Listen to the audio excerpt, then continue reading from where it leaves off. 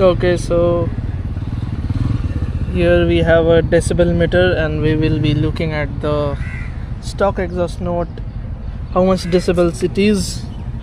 Hopefully it will be around 80 or something.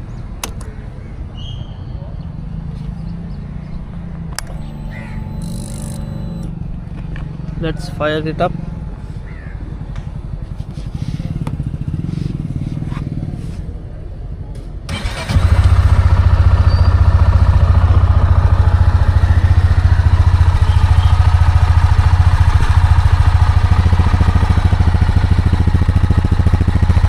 Around less than 70. So even if I get a full system exhaust, it should be around 80, 75.